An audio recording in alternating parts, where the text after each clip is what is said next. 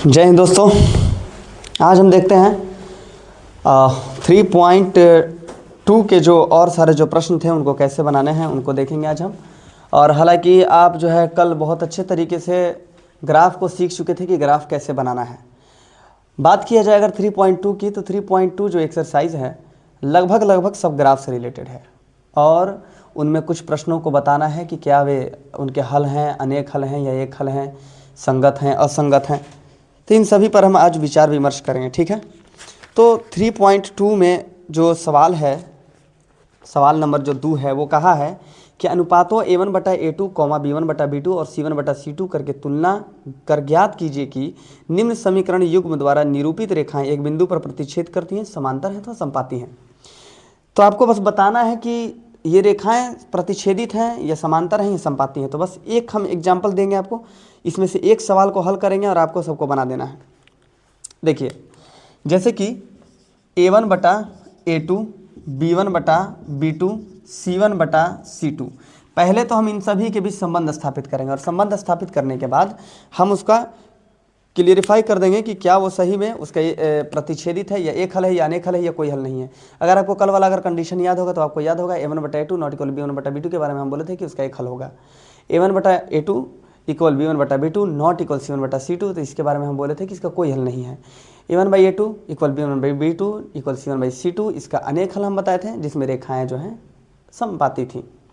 इन सभी प्रश्नों को अगर हम देखें अच्छे से तो इसमें ये ऑब्जेक्टिव टाइप सवाल हैं। तो ऑब्जेक्टिव में आपसे कैसे पूछ देगा, ऐसे दे देगा एक तो सवाल कि 5x - 4y + 8 = 0, या फिर दे देगा 7x प्लस में 6y और माइनस में 9 = 0। ये दो समीकरण आपके सामने रहेंगे और आपको बोलेगा कि बताइए निम्नलिखित में इन समीकरणों के कौन से हल होंगे। आपके सामने ऑप्शन रहेगा, इनमें कोई हल नहीं, एक हल, अनेक हल, इनमें से कोई नहीं। तो आपको इतना स्पीड में आप कैसे बताइएगा, आप लग जाइएगा एकदम a1 चुनिए, a2 चुनिए, कुछ नहीं, यहीं से देख के आपको बता देना है। a1/a2 5/7, b1/b2 -4/6 और c1/c2 8/-9। तो एक तो खाली कट रहा है, मैंने 2 दूना के 3 दूना के 6 हो गया।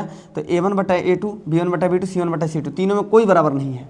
तो तीनों में जब कोई बराबर नहीं है तो कहेंगे a1/a2 not equal b1/b2 not equal c1/c2। तो इस कंडीशन में तो हम आपको बताए ही हैं कि इसका एक हल होगा। कैसा हल होगा? एक हल होगा। और रेखाएँ कैसी होंगी? प्रतिच्छेदित होंगी। रेखाएँ कैसी होंगी? प्रतिच्छेदित होंगी, है ना। तो इसी तरीके से आपको इसको हल करना है। ये ऑब्जेक्टिव टाइप सवाल है, ये कभी सब्जेक्टिव में नहीं देगा, सब्जेक्टिव में देगा ही नहीं एग्जाम में। जब भी देगा ऑब्जेक्टिव में देगा। तो आपको ऑब्जेक्टिव जो है बहुत फास्ट सॉल्व करना है, 10 से 15 सेकंड में इसको सॉल्व करके फेंक देना है, 10 से 15 सेकंड में। माइंड एकदम आपका यहाँ पे कॉन्स्टेंट होना चाहिए कि यहाँ पे पूछा क्या है, कहा है कि इसकी प्रकृति बताइए। तो आप यहाँ जाने कि एक हल है, तो एक हल है तो कैसा? प्रतिच्छेदित। चलिए, संगत है कि असंगत है? एक और सवाल पूछता है हमेशा, संगत है कि असंगत है? संगत और असंगत किसको कहते हैं? जब भी उस समीकरण का अगर हल है, चाहे वो एक हल हो चाहे वो अनेक हल हो, तो उस कंडीशन में हम कहेंगे कि वो समीकरण कैसा है? संगत है। अगर उसका कोई हल नहीं है तो वह असंगत होगा। अगला सवाल वही है, अगला प्रश्न जो है वही है। चलिए हम आते हैं अगले प्रश्न तीसरे की ओर। तो कहा है a1/a2, b1/b2 और c1/c2 की तुलना करके ज्ञात कीजिए कि निम्नलिखित समीकरणों के युग्म संगत हैं या असंगत हैं। आप इनमें से उसे संगत कह दीजिए जिसका हल है, चाहे वो एक है चाहे अनेक है, और आप उसे असंगत कह दीजिए जिसका कोई हल नहीं है। तो एग्जाम्पल के तौर पर अगर हम पहला लेते हैं तो पहला क्या है? 3x + 2y = 5 और 2x - 3y = 7। तो अगर आप a1/a2 अगर निकालेंगे 3/2 आएगा, a1/a2 अगर निकालेंगे तो आप 3/2 आएगा, b1/b2 अगर निकालते हैं आप तो जो है 2/-3 आएगा, और c1/c2 अगर आप निकालते हैं तो 5/7 आएगा। हो सकता है कि आपको अगर मन करे कि 5 को इन्ने लाएंगे 7 को इन्ने लाएंगे, तो फिर भी माइनस से माइनस तो कट ही जाएगा। तो उस कंडीशन में आप देख रहे हैं कि इसका एक हल होगा, a1/a2 not equal b1/b2 not equal c1/c2। तो इस कंडीशन में एक हल है। तो हम बोले हैं कि जब भी हल हो, चाहे वो एक हो चाहे वो अनेक हो, तो उस कंडीशन में हम कह देंगे कि ये संगत है। कैसा है? संगत है। हो गया संगत असंगत, काम खत्म। क्वेश्चन नंबर 3 की तरफ हम खत्म हो गया। क्वेश्चन नंबर 4 में बोला है निम्नलिखित रैखिक समीकरणों के युग्म में से कौन से युग्म संगत या संगत है? यदि संगत है तो ग्राफी विधि से हल कीजिए। तो एक सवाल यहाँ से भी ले लेते हैं। तो कुछ करना नहीं है बेसिकली, आपको इसमें क्या करना है कि पहचान करना है कि अगर संगत है, अरे भाई संगत मतलब क्या कि अगर उसका एक हल है चाहे उसका अनेक हल है, तो आपको उसको सॉल्व करके और कहाँ तक जाना है? सॉल्व करके आपको जाना है ग्राफीय विधि तक। तो हम एक प्रश्न को उठाते हैं, जैसे मान लीजिए x प्लस वाई बराबर में 5 हो गया, एक हो गया x माइनस वाई बराबर में हो गया 7 हो गया, नहीं 2x माइनस 3y है, 2x minus 3y minus 3y बराबर में 7 हो गया।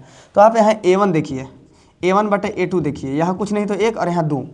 जब भी किसी चर के बगल में कुछ ना हो तो कितना मानना है, 1 है, गुणांक में कितना है 1 है। तो a1 बटा a2 यहाँ कुछ नहीं तो मानेंगे 1, तो ये हो जाएगा 1 बटा में 2। b1 बटा b2 में देखिए जल्दी से, तो b1 बटा b2 क्या हो जाएगा जी, यहाँ कुछ नहीं तो 1, तो 1 का 1 और यहाँ तो है ही -3। और c1 बटा c2 क्या हो जाएगा जी, तो c1 5 और बटा में c2 क्या कंडीशन है देखिए, तो a1 बटा a2 नॉट इक्वल b1 बटा b2 नॉट इक्वल c1 बटा c2, यानी कि एक हल है, यानी कि एक हल है। तो अब हमको इसका किसी हाल में ग्राफ बनाना होगा। एक हल है तो हमको क्या बनाना होगा, ग्राफ बनाना होगा। तो जल्दी से एक ठो ग्राफ भी बना लेते हैं। ग्राफ बनाने में मात्र और मात्र आपको 8 मिनट लगाना है, 7 से 8 मिनट या मुश्किल से 10 मिनट लगाना है, और इसी बीच आपको पूरा का पूरा सॉल्व कर देना है। तो जब एक हल है तो हम इसका ग्राफ बनाएंगे। अब ग्राफ के लिए हम आपको कल विधि बता चुके थे कि सबसे पहले क्या करना है कि सबसे पहले समीकरण को अच्छे से लिख लेना है। तो x plus y is equal to 5, ये हो गया समीकरण 1, और ये हो गया समीकरण 2, 2x माइनस 3y और बराबर में हो गया कितना था, अच्छा चौथा है ना, हो हम तीसरा में यार चले गए थे, ओहो हो, अच्छा ठीक है वही काम करना है चौथा में भी। हम तीसरा का सवाल ले लिए थे, कोई बात नहीं है, उससे कोई लेना देना नहीं है। तो पहला सवाल है x प्लस वाई बराबर 5 और समीकरण है 2, 2x प्लस 2y और बराबर 10। तो जब आप इसको देखेंगे तो फिर से आप जांच कर लीजिए, क्या हर्ज है, फिर से जांच कर लीजिए। तो a1 देख रहे हैं 1 है, a1 है 1 और a2 है 2, तो 1 बटा में हो गया 2। b1 है और b2 है, तो b1 है 1 और b2 है 2, फिर से 1 बटा 2। c1 और c2, तो c1 है 5 और c2 है 10, c2 कितना है 10, तो 5 1 5, 5 दूना के 10 बराबर 1 बटा में 2। क्या कंडीशन लगेगा, a1 बटा a2 इक्वल b1 बटा b2 इक्वल c1 बटा c2। तो कहेंगे कि अनेक हल है, क्या है जी, अनेक हल। अनेक हल का कंडीशन लिख दीजिए, a1 बटा a2 इक्वल b1 बटा b2 इक्वल c1 बटा में c2। इस कंडीशन को लिख दिए और चुपचाप ग्राफ बना देंगे। तो ग्राफ के लिए क्या करते हैं, पहले समीकरण को लेते हैं, समीकरण को लेने के बाद उसका हम लोग तालिका खींचते हैं, और तालिका बनाने के बाद हम लोग उसका ग्राफ खींच देते हैं। अब हम बताते हैं समीकरण को आसान कैसे करना है। सिंपल सी बात है कि जब अनेक हल होंगे तो रेखाएं कैसी होंगी, समपाती। रेखाएं कैसी होंगी, समपाती। याद रहे यही चीज़ देखना है कि ग्राफ में समपाती होता कैसा है। तो देखिए हम आपके सामने पहले तालिका बनाएंगे। तो चूंकि समीकरण 1 के लिए तो x प्लस वाई बराबर क्या हो जाएगा जी, 5। तो x बराबर हो जाएगा 5 माइनस में क्या हो जाएगा y, कोई दिक्कत। अब यहाँ पे हम बना देंगे तालिका। आज हम जो है यहाँ पे रखेंगे नहीं, डायरेक्ट मान रखेंगे, ठीक है। चलिए ये हुआ x के लिए, ये हुआ y के लिए। मान लीजिए अगर आप यहाँ y का मान 1 रखते हैं, कितना रखते हैं 1, तो x का वैल्यू क्या आएगा, 5 में से 1 गया 4। फिर से y का वैल्यू आप 2 रखते हैं तो x का यहाँ पे कितना आएगा, 5 में से 2 गया 3, हो गया, तालिका बन गया। अब समीकरण 2 के लिए आ जाइए, समीकरण 2 के लिए कितना होगा, देखो पहले यहाँ समीकरण 2 के लिए 2x प्लस 2y बराबर 10। जब कभी भी ऐसा गुना गुनी हो, अगर कुछ कॉमन होता है तो चुपचाप कॉमन कर लीजिए। सभी पदों में 2 से मार दीजिए भाग, यहाँ से 2 से 2 कट जाएगा, यहाँ से 2 से 2 कट जाएगा, यहाँ 5 दूना के 10 कट जाएगा। तो ये आ जाएगा समीकरण x प्लस वाई बराबर में कितना आ जाएगा, x प्लस वाई बराबर में कितना आ जाएगा 5। तो फिर से वही हाल, x बराबर 5 माइनस वाई। अब बना लीजिए तालिका, बना लीजिए तालिका, देखिए है ना, x का y का वैल्यू रखिए। मान लीजिए y का वैल्यू हम 3 रख दिए, y का वैल्यू कितना रख दिए 3, तो y का वैल्यू 3 रखें तो x में कितना आएगा 2। y का वैल्यू मान लीजिए 2 रख दिए तो यहाँ कितना आएगा 3। तालिका बन गया, इतना तक क्लियर। अब बारी है लास्ट ग्राफ खींचने की। चुपचाप आप यहाँ पे इस तरीके से एक आलेख खींच लीजिए। आलेख खींचने के लिए एक ग्राफ पेज बना लीजिए और यहाँ पे गिनती दर्शा दीजिए। गिनती में क्या होगा, 1 2 3 4 5। अब तालिका में देख रहे हैं कि 3 से ज़्यादा संख्या नहीं है, 4 से ज़्यादा संख्या नहीं है, तो 6 तक दर्शा के क्या कीजिएगा। माइनस वाली संख्या हालांकि नहीं है तो माइनस वाली संख्या दर्शाने पर जोर नहीं देंगे, आप दर्शा लीजिएगा। यहाँ पे 3, यहाँ पे 4, यहाँ पे 5। चलिए सुनिए अब मेरी बात को ध्यान से। समीकरण 1 के लिए x में 4 पर, y में 1 पर। चुपचाप x में आइए 4 पर, खड़े हो गए। एक में x में 4 पे आके खड़े हो गए और y में 1 पे, तो थोड़ा सा ऊपर यही ना है बिंदु, ये रहा बिंदु, मिल गया। तो इसका नाम क्या है 4 1। निर्देशांक ज्यामिति में हम पढ़ा चुके हैं या आप भी पढ़े होंगे कि पहले x का निर्देशांक फिर y का निर्देशांक, मतलब पहले भुज तब कोटि, है ना। हो चलो, तो यहाँ पे नाम दे देते हैं हम इसका 4 1, इस बिंदु का नाम हो गया 4 1 बिंदु। चलिए अगला बिंदु को डिस्कस कीजिए। तो x में 3 y में 2, x में 3 y में 2, x में 3, देखिए x में 3 यहाँ पे आ जाइए और y में 2 यहाँ पे आ जाइए, ठीक है। तो यहाँ पे आपको एक बिंदु मिलेगा, इसका नाम हो जाएगा 3 2, और इन दोनों बिंदुओं को आप क्या कीजिए, मिला दीजिए, मिला दिए और यहाँ पे लिख दीजिए कोने पे समीकरण 1, समीकरण 1, और आगे आएगा तो और आगे तक भी आ जाइए भाई, क्या दिक्कत है, ठीक है, ठीक है। चलिए आलेख खींचना समझ में आ गया। सेकेंड स्टेप, अगले वाले में आइए। अगले वाले में बोल रहा है कि x में 2 y में 3, x में 2 y में 3 पर जाइए। तो x में 2 में जाते जाते y में कितना पे रुकना है, 3 पे रुकना है। तो ये रहा मेरा मिडिल पॉइंट जो हमको यहाँ पे रुकना था। तो इसका नाम हो गया x में 2 y में 3, तो इसका नाम हो जाएगा 2 3 हो गया। अगला बोल रहा है कि x में 3 y में 2, तो x में 3 y में 2 ऑलरेडी एक लाइनिंग है, ऑलरेडी एक लाइनिंग है मेरे पास। हालांकि ये x में 3 बोल रहा है, y में 2 आ रहा है। तो यहाँ पे जब हम रेखा को खींचेंगे यहाँ पे, तो इस प्रकार से इस वाले से होते हुए, अच्छा ये टेढ़ा हो गया का हो, थोड़ा सा हो, रुक जाइए 1 मिनट, थोड़ा सा रुक जाएंगे। x में 2 पर और y में 3 पर, ठीक है। आप जब आइएगा तो थोड़ा सा आपको ये जो 2 और 3 का जो मेरा फासला जो दिख रहा है यहाँ पे 3, ये 3 थोड़ा हम ज़्यादा ऊपर दे दिए हैं, तो आपको ज़्यादा ऊपर नहीं देना है, इधर ही कहीं होगा, जो कि यहीं पे एकदम 100% यहाँ मिलना चाहिए, तब जाके ये संपाति होगा, तभी जाके संपाति होगा। संपाति का मतलब क्या हो गया, जो रेखा या ये वाली है वही रेखा, यानी समीकरण 1 का भी रेखा वही होगा। तो देखिए इसका था 2 3 निर्देशांक, कितना था 2 और 3, है ना, और इसमें भी है 3 2, और इसमें भी है 3 2, है ना। तो ये दोनों एक ही पर चढ़ते हुए पार हो जाएगा, समीकरण 2 का भी रेखा यही हो जाएगा। तो उस कंडीशन से ये रेखाएं संपाति हो गई। ग्राफ खींचना कोई मुश्किल सा काम है, कोई मुश्किल सा काम नहीं है। ये मेरा जो है, आप ग्राफ की कॉपी पे जब बनाइएगा तो ये लाइनिंग थोड़ा और अच्छे से जाएगा। तो ये मेरा जो है देखिए बहुत ज़्यादा डिस्टेंस पे है ना, तो इस वजह से आपको थोड़ा सा समझ में नहीं आ रहा, ठीक है। ये इस प्रकार से होता है। आगे समझिए, अगला जो सवाल है, बोला है एक आयताकार बाग जिसकी लंबाई 4 मीटर है और चौड़ाई का अर्ध परिमाप 36 मीटर है, तो बाग की बीमाएँ क्या होंगी, आपसे पूछा है। तो सिंपल सी बात है, आयताकार बाग है तो एगो लंबाई होगा एगो चौड़ाई होगा। आपको लंबाई को मान लेना है x और चौड़ाई को मान लेना है y, और यहाँ से x और y का मान रखते हुए आपको बना लेना है। यहाँ पे ग्राफ यहाँ भी खींचा जाएगा, ठीक है। यहाँ से और कोई इंपॉर्टेंट सवाल नहीं है तो हम इसको डिस्कस नहीं करेंगे। आ जाइए चैप्टर 3 में। बोला है निम्न रैखिक समीकरण युग्म को प्रतिस्थापन विधि से हल कीजिए। आज हम आपको प्रतिस्थापन विधि सिखा देंगे, ठीक है। जो ग्राफ समझ गया वो प्रतिस्थापन विधि समझ जाएगा, एकदम पक्का। चलिए प्रतिस्थापन विधि के बारे में थोड़ा सा हम चर्चा करते हैं।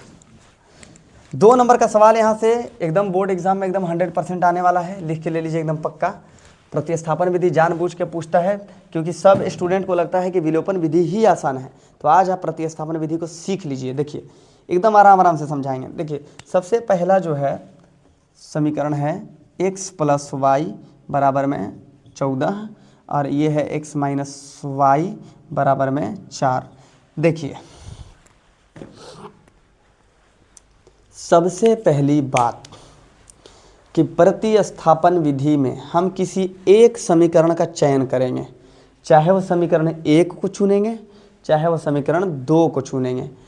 दोनों में से किसी एक को चुनने के बाद उनमें से किसी एक चर को LHS में रखेंगे, बाकी सबको उधर धसोड़ देंगे, चाहे वो चर हो चाहे वो संख्या हो चाहे वो गुणांक हो, कुछ भी हो, सबको केवल या तो x को इधर रखना है या तो y को इधर रखना है। मेरा मन कर रहा है कि हम क्या करें कि समीकरण 1 को हम उठा लें। तो समीकरण 1 से हम पहले क्या लिखेंगे, यहाँ समीकरण 1 से। तो समीकरण 1 से हम क्या किए, x + y = 14, ठीक है, ये कर लिए। हम अभी तुरंत बोले हैं या तो x को इधर रखना है या तो y को इधर रखना है, बाकी सबको उधर धसोड़ देना है, ताकि मेरे पास कोई एक चर का कुछ मान आए। एग्जैक्ट मान नहीं आएगा लेकिन कुछ भी मान आए। तो चलिए ना, हम इधर x को रखते हैं, y को उधर धसोड़ देते हैं क्या जी। तो 14 में से इधर कर देंगे माइनस में क्या, तो मेरे पास एक वैल्यू हो गया कि नहीं हो गया क्या। चलिए x = 14 - y है। अगर हमको कहीं यूज करना होगा x का वैल्यू मान लीजिए, तो हम कितना यूज करेंगे, 14 माइनस वाई करेंगे कि नहीं करेंगे, कर लेंगे। तो यही जो समीकरण, ये देखिए, ये पहला समीकरण 1 था, ये समीकरण 2 था, और इसका नाम दे दीजिए आप समीकरण 3। अब आप क्या कीजिएगा कि x बराबर 14 माइनस वाई कहाँ रखने पर, सुनिए ध्यान से, अगर आप समीकरण 1 की सहायता से ये वाला काम किए हैं तो आपको समीकरण 2 में पटकना होगा। अगर समीकरण 2 की सहायता से ये काम किए हैं तो 1 में पटकना होगा। इसमें कोई बहुत ज़्यादा लोचा वाला काम नहीं है। तो हम क्या करते हैं कि समीकरण हम 1 का यूज किए थे, तो अब कहाँ पटकना होगा, समीकरण 2 में रखने पर, समीकरण 2 में रखने पर। चलिए देखिए, समीकरण 2 क्या है जी, तो x माइनस वाई, आपको हालांकि एरो का निशान वगैरह नहीं छोड़ना है, हम छोड़ दिए हैं ना, नहीं छोड़ना है। x minus y is equal to 4। आपको क्या करना है कि आपका x का वैल्यू कुछ है, कहाँ से, समीकरण 3 से। देखिए x का वैल्यू है ना जी, तो यहाँ पे 14 माइनस वाई और माइनस फिर से वाई, देखिए ये वाला वाई, ये तो एक तो x का वैल्यू है यहाँ से यहाँ तक, है ना वैल्यू, और ऑलरेडी यहाँ माइनस में फिर से y था और बराबर में यहाँ पे 4 हो गया। ठीक है, सुनिए, 14 का 14 माइनस वाई माइनस 2y और बराबर में 4। ठीक है, सेकेंड आपका क्या काम होना चाहिए कि 14 को उठा के उधर ढकेल देंगे और -2 जो मल्टीप्लाई में है इधर से भेजेंगे डिवाइड में, तो ये मेरा काम रहने वाला है -2y is equal to 4 minus 14, और ये हो गया -10 और यहाँ पे बचा -2y, माइनस से माइनस कैंसिल, यहाँ तक दिख रहा है, चलो मोबाइल में देखो, यहाँ तक नहीं दिख रहा है, ओहो, अच्छा यहाँ दिख रहा है यहाँ? अच्छा ये वाला लाइन नहीं दिख रहा है, चलिए यहाँ से हम आपको ऊपर बताते हैं। तो -2y is equal to -10, minus से माइनस कैंसिल हो गया और ये रहा y बराबर 10/2 और ये आ गया वैल्यू कितना 5, इसलिए y is equal to 5। y का वैल्यू आ गया कि नहीं आ गया? जब मेरे पास y का वैल्यू आ गया तो इस y के मान को उठा के पटकेंगे कहाँ, समीकरण 3 में। तो y का वैल्यू मान लो यहाँ 5 रखेंगे तो 14 में से 5 गया तो कितना बचेगा 9। तो अब क्या कीजिएगा कि y बराबर 5 प्रतिस्थापित करने पर, y बराबर 5 प्रतिस्थापित करने पर, तो क्या है जी, कहाँ, समीकरण 3 में ना, तो समीकरण 3 में लिख दीजिए y बराबर 5 समीकरण 3 में प्रतिस्थापित करने पर। तो क्या है समीकरण 3, तो x बराबर 14 माइनस वाई बराबर 14 माइनस 5 और बराबर में कितना आ गया 9, इसलिए x का वैल्यू कितना आ गया, x का वैल्यू आ गया, y का वैल्यू आ गया। फिर से एक बार हम समझा देते हैं, प्रतिस्थापन विधि। सबसे पहले आपको क्या करना है कि किसी 2 समीकरण में से किसी एक समीकरण को चुन लेना है। आप जो काम हम समीकरण 1 से किए हैं आप 2 से भी कर सकते हैं, आपको जो आसान लगे। हालांकि आसान समीकरण 2 था लेकिन हम समीकरण 1 का चयन किए। समीकरण 1 को पकड़ेंगे, उसको तोड़ ममोड़ के क्या करेंगे, एक ठो चर को इधर रखेंगे, बाकी सबको उधर रख लेंगे, चाहे कुछ भी हो, हर कंडीशन में रखने के बाद इसका नाम दे देंगे समीकरण 3 और इसका मान उठा के पटकेंगे अपोजिट वाले समीकरण में। यानी अगर समीकरण 1 का यूज़ किए, जो है प्रतिस्थापन विधि से हल कर लिए कुछ सवालों को। कुछ प्रश्न अभी हम देखेंगे फिर से प्रतिस्थापन विधि से, क्योंकि कुछ विद्यार्थियों का जो है ये प्रॉब्लम होता है कि नॉर्मल वाला तो बना दिए, बढ़िया वाला हार्ड वाला बनाइए तो तब ना समझें। तो थोड़ा सा उन लोगों को भी ध्यान में रखते हुए इसको देख लेते हैं। मान लीजिए आपके सामने एक प्रश्न है s minus T is equal to 3, ठीक है, और यहाँ पे s/3 plus t/2 is equal to 6। सबसे पहले आपको जब पहला क्लास याद होगा तो हम बता चुके हैं कि आपको करना बेसिकली ये है कि जो भी समीकरण ax plus by plus c के रूप में नहीं है, पहले आप उसे इस फॉर्म में लाइए। तो समीकरण तो आपका, समीकरण 1 तो आपका इस फॉर्म में है, लेकिन समीकरण 2 है ये भिन्न में है, तो आपको इसको भिन्न से तोड़ना पड़ेगा। तो सबसे पहले आप समीकरण 1 के लिए -s minus T is equal to 3, समीकरण 1। समीकरण 2 के लिए, समीकरण 2 के लिए, समीकरण 2 के लिए क्या कीजिएगा आप, तो पहले बटा पर का यहाँ जोड़ बनाइए, ठीक है, भिन्न का जोड़। तो 3 दूना के एलसीएम हो गया 6, ये हो जाएगा 2s, ये हो जाएगा प्लस 3t, प्लस में हो जाएगा 3t और बराबर में हो गया 6। तिरछा तिरछे गुना कीजिए तो यहाँ हो गया 2s प्लस में 3t और बराबर में जाएगा 36। ये हो गया समीकरण 2। कोई दिक्कत? जब समीकरण 1 और आपको समीकरण 2 आपको जब मिल गया तो अब इस आप समीकरण 1 और समीकरण 2 से हल कीजिए, क्या हर्ज है। अब हम आपको एक तो रूट वाला हल करवा देते हैं, ठीक है। तो रूट वाला बहुत सारे लोग का प्रॉब्लम होता है कि रूट वाला नहीं बन रहा है, चाहे दशमलव वाला नहीं बन रहा है, ठीक है, तो उसको भी हम लोग देख लेते हैं भाई। तो रूट वाला क्या बोल रहा है, root 2x plus root 3y बराबर 0, root 3x minus root 8y बराबर 0। क्या प्रॉब्लम है, ये भी बन जाएगा समीकरण 1 और समीकरण 2 से, कोई दिक्कत है। हालांकि मालूम है ये आगे बढ़वे नहीं करेगा, ये आगे बढ़ेगा ही नहीं। हम बताते हैं कैसे, देखो सुनो, root 2x plus root 3y और बराबर में 0। अगर आगे बढ़ा तो ठीक है। एक सवाल है जो कट छट जाता है लास्ट में, हमको ध्यान नहीं कि वो कौन सा सवाल है, ये नहीं है शायद, देखिए रूट 8y बराबर में 0। फिर से काम वही करेंगे, प्रतिस्थापन विधि वही कहता है कि आप एक समीकरण को पकड़िए, एक समीकरण को पकड़ने के बाद चुपचाप आप दाहिने बाएं करने के बाद जो भी मान आता है उसको समीकरण 2 में पटकिए, पटकने के बाद x और y का वैल्यू आपको प्राप्त हो जाएगा। तो यहीं से आपको सवाल जो है थोड़ा सा समझ लेना है। देखिए हम किसको पकड़े हैं, चलिए मान लीजिए हम समीकरण 1 को पकड़ते हैं, समीकरण 1 से, समीकरण 1 से ऑलरेडी ये समीकरण 1 और समीकरण 2 के फॉर्म में है ही। तो समीकरण 1 से जब पकड़ते हैं तो root 2x plus root 3y और बराबर 0। हम किसको उधर भेजें, मेरा मन, हम मान लीजिए कि रूट 3y को उधर भेज देते हैं, तो ये बच जाएगा रूट 2x बराबर में माइनस, ये प्लस में है तो उधर गया तो रूट 3y माइनस में, ठीक है। 2 गुना में उधर ढकेले तो भाग में, उधर ढकेले तो भाग में, तो ये x का x और ये गया माइनस रूट 3 रूट 2y।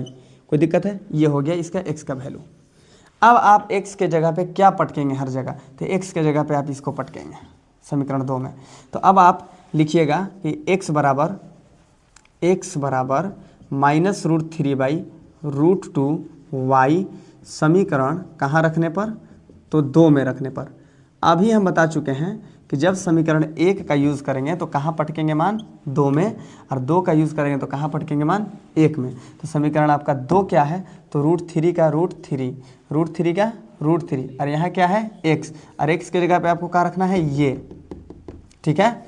तो रूट 3 का रूट 3 और x गुना में, तो गुना में x क्या है, तो ये है माइनस रूट 3 और बटा में रूट 2 और y, इसको बंद कर देंगे कॉमा में, ठीक है। और पहले से यहाँ प्लस में या पहले से माइनस में रूट 8y है, माइनस रूट 8y बराबर में 0। हालांकि कचड़ा होते जा रहा है, हम थोड़ा सा फ्रेश कर देते हैं, यहाँ से ये ऐसे है, ठीक है। रूट 3 से रूट 3 में गुना किए तो हो गया माइनस 3 बटा में रूट 2 और y का y, और माइनस में हो गया रूट 8y और बराबर में कितना हो गया 0। अब यहाँ बनाइए भिन्न का जोड़िए घटाओ, भिन्न का जोड़िए घटाओ बनाइएगा तो एलसीएम कितना हो जाएगा रूट 2, एरो का निशान हम पहले बता चुके हैं कि छोड़ना नहीं है, देते रहना है। तो यहाँ पे रूट 2 हो गया एलसीएम, तो रूट 2 से रूट 2 तो ये कट गया, लेकिन इसको देखोगे जब गुना करोगे तो ये कितना हो जाएगा माइनस 3y और माइनस का माइनस। कोई दिक्कत है नहीं है। आपके पास यहाँ 1 है तो 1 से भाग मारेगा तो उतना का ही उतना आएगा, रूट 2 का रूट 2, तो रूट 2 से जब रूट 8 में कीजिएगा तो अंदर रूट 16 और y का y और बराबर में 0। अब देखिए रूट 3y माइनस 3y और माइनस में 16 का वर्गमूल होता है 4 और y का y और बटा में रूट 2 और बराबर में 0। तिरछा तिरछी गुना करने से पहले यहाँ पे कैलकुलेशन कर लीजिए कि -4 -3 यहाँ हो गया -7 में y और बटा में रूट 2 और बराबर में कितना 0। हो गया कि नहीं हो गया। यहाँ पे जब तिरछी जब आप गुना करिएगा तो कितना हो जाएगा, ये तो 0 हो जाएगा, है कि नहीं है, ये 0 हो जाएगा। तो -7y बराबर 0, इसलिए y बराबर भी अब -7 गुना में n आया तो भाग में बराबर में कितना हो गया 0। y का वैल्यू 0, उठा के पटको y का वैल्यू कहाँ, समीकरण 3 में, ई वाले में, समीकरण 3 में। तो भाई 0 से जब यहाँ y का वैल्यू जब 0 तुम रखोगे तो गुना होकर हो जाएगा 0, और 0 के बटा में दुनिया की कोई संख्या सब 0, x भी 0 y भी 0, हो गया खेल ख़त्म। ये हो गया खेल ख़त्म। रूट वाला से डरना थोड़े है, विधि समझ गए, सब समझ गए, विधि वही है ना भाई, विधि वही है, खेल ख़त्म हो गया। अब जैसे कि कुछ लोगों को डर लगेगा छठा सवाल से। छठा सवाल क्या है सुनिए, छठा सवाल क्या है देखिए, छठा सवाल क्या है, तो 3x/2 माइनस 5y बटा में 2 और 5y/3 है, 5y/3 बराबर -2 यही है। और अगला है x/3 प्लस y/2 बराबर 13/6। ठीक है, यहाँ पे देखिए अभी हम तुरंत बताए हैं कि जो भी प्रश्न भिन्न के रूप में हो आपको पहले उसको नॉर्मल समीकरण में तोड़ देना है। और नॉर्मल समीकरण का प्रारूप ये होता है ax + by + c बराबर में 0। तो हम अभी बताए हैं समीकरण 1 के लिए, तो आपको काम करना है समीकरण 1 के लिए। समीकरण 1 क्या कहता है कि आपको इसको नॉर्मल फॉर्म में बदलना है। तो आपको 2 और 3 कैल्शियम यहाँ पे लिख लेना है। कितना आ जाएगा 6, 2 से भाग मारिए 6 में, 3 3 तरीके 9x, यहाँ कितना आ जाएगा 9x, माइनस है तो माइनस, 3 दूना के 6, 2 5 10, कितना हो गया 10y बराबर में -2, तिरछा तिरछी गुना, तो यहाँ हो जाएगा 9x - 10y और बराबर में हो गया -12। समीकरण 1 ये हुआ मेरा रियल इक्वेशन 1, वो थोड़ी था मेरा रियल इक्वेशन 1। तो हम पहले इसको रियल इक्वेशन में बदलेंगे और रियल इक्वेशन में बदलने के बाद तब हम उसे सॉल्व करेंगे। ये रहा आपका एक्सरसाइज 3.3 जो कि बहुत बेहतरीन तरीके से ख़त्म हो चुका है। अब हम आपको बताते हैं एक और सवाल। क्वेश्चन नंबर 2 का जवाब देखेंगे 3.3 में, तो बोला है कि 2x + 3y बराबर 11 और 2x - 4y बराबर -24 को हल कीजिए जिसमें m का वह मान ज्ञात कीजिए जिसके लिए y बराबर mx + 3 हो। ठीक है, पहले आप समीकरण 1 लीजिए, फिर आप समीकरण 2 लीजिए, उसको हल कीजिए प्रतिस्थापन विधि से। जो भी मान आता है x और y का उसमें पटक दीजिए, और जब x और y का मान पटकिएगा तो सिंपल सी बात है m का वैल्यू आ जाएगा। हम बता दें, थोड़ा सा हिंट दे देते हैं, कुछ नहीं, सुनिए। इस सवाल में कुछ है ही नहीं कि हम बताएं आपको, फिर भी थोड़ा सा हिंट दे देते हैं।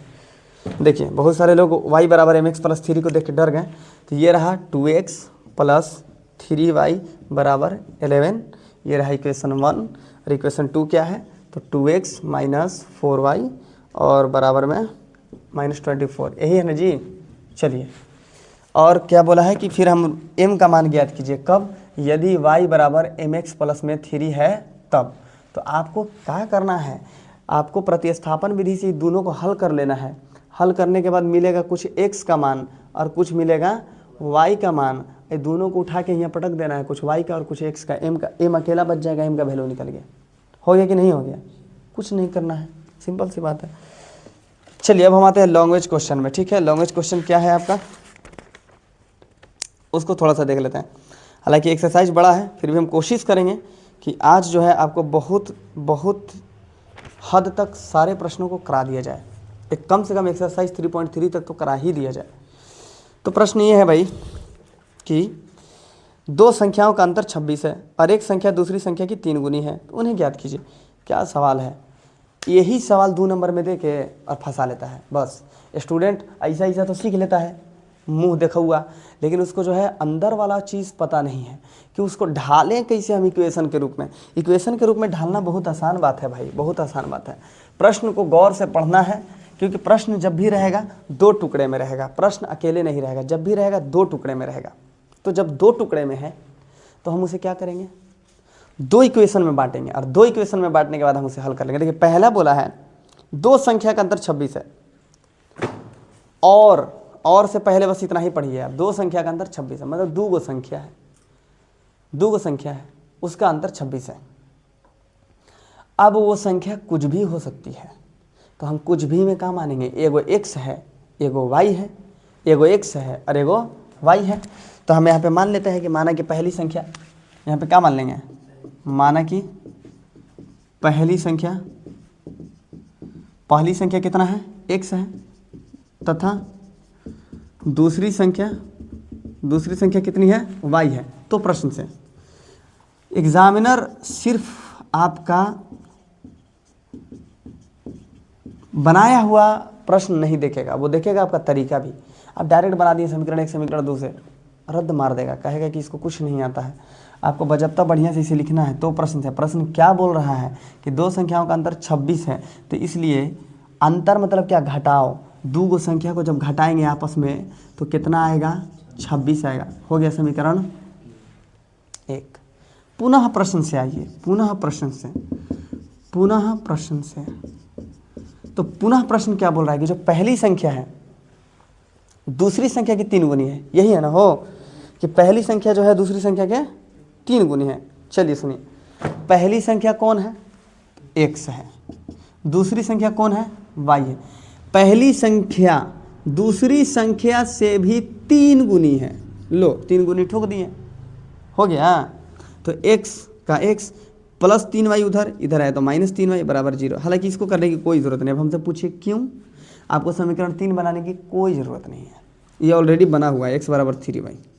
इसको चुपचाप उठा के और कहाँ पटक दीजिए, समीकरण 1 में, समीकरण 1 में। इसका नाम दे दीजिए समीकरण 2। और यहाँ पे लिखिए आप, चूँकि x बराबर 3y कहाँ पे रखने पर, समीकरण 1 में रखने पर। समीकरण 1 क्या है आपका, x minus y is equal to 26। यहाँ पे x का वैल्यू पटकिए तो x का वैल्यू ऑलरेडी कितना है, 3y है, और माइनस में एक और y दीजिए, काहे कि आपका यहाँ से समीकरण से, और बराबर में 26। तो 3y माइनस 1y कितना y बचा भैया, 2 y बचा, और बराबर में यहाँ कितना बचा, 26। तो चूंकि y बराबर कहता है कि 2 गुना में 19 छोड़ेंगे तो कितना में जाएगा, भाग में, और 13 दूना के 26, इसलिए y बराबर में कितना आ गया, 13। दूसरी संख्या भी तो बताइए कि कौन है। तो y का मान उठा के पटक दीजिए समीकरण 2 में। तो जब समीकरण 2 में पटकते हैं तो कितना आएगा, तो यहाँ पे देखिए पटकिए, तो x बराबर 3 गुना 13 बराबर 13 तिया 39, इसलिए x का वैल्यू कितना आ गया, 39। समीकरण 1 से समीकरण 2 से आपका दोनों का दोनों प्राप्त हो चुका। 39 में से 13 घटाइए, 100% 26 आएगा। आ गया कि नहीं आ गया? ये हो गया प्रतिस्थापन विधि से हल।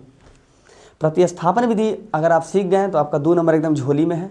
विलोपन विधि अगर सीख गए आप तो 5 नंबर झोली में है। अब पूछिए क्या है, कहा है कि ऐसा ही सवाल देगा लेकिन थोड़ा फंसा के देगा, आयु से रिलेटेड, भिन्न से रिलेटेड, टैक्सी किराए से रिलेटेड, और आपको फंसा के और कहेगा लो बनाओ। समझ गया? अगला सवाल, अगला सवाल यहाँ से 2 नंबर, इस टाइप का सवाल 2 नंबर। हम सब जो है नंबरिंग करते जा रहे हैं। देखिए अब सुनिए, ये सवाल जो है बहुत ही माइंड लगाने वाला सवाल है, जिसको नहीं पता होगा वो नहीं बना पाएगा। कहा है 2 संपूरक कोणों में बड़ा कोण छोटे कोण से 18 डिग्री अधिक है, उन्हें ज्ञात कीजिए। लीजिए, अब आप कहिएगा कि इसमें समीकरण 1 ही तो केवल बन रहा है, समीकरण 2 बन कहाँ रहा है, बन रहा है। आपको लग रहा है ना कि खाली एगो समीकरण के लिए दिया है। देखिए 2 संपूरक कोणों में बड़ा कोण छोटे कोण से 18 डिग्री बड़ा है, मान लेंगे आप, क्योंकि संपूरक का मतलब आपको पता ही नहीं है पता? नहीं पता।